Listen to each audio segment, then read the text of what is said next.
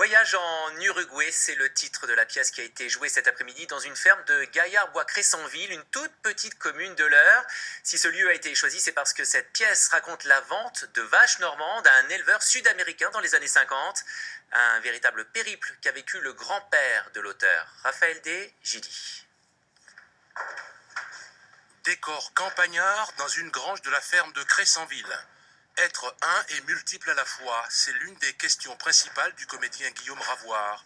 Il joue seul sur scène la pièce Voyage en Uruguay. C'était Hector Caorsi.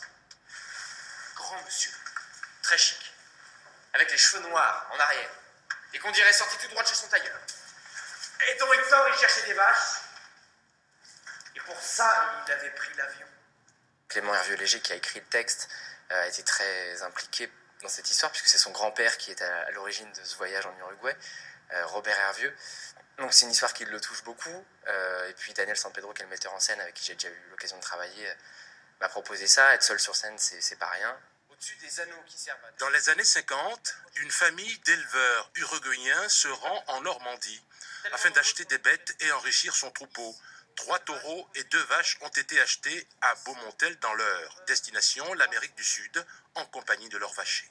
Évidemment, il y a les vaches et les taureaux qui sont des personnages importants dans l'histoire, mais également plein d'autres personnages. Donc non, c'est pas facile au moment où on lit la pièce, on se dit même comment arriver à montrer tous ces décors et tous ces gens. Ici, une vache produit en moyenne 308 kilos de beurre en 320 jours.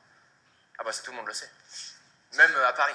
Je pense qu'il y aura La pièce a été créée à Princeton, aux États-Unis, par la compagnie euroise des Petits Champs. Une tournée régionale est programmée jusqu'à l'été.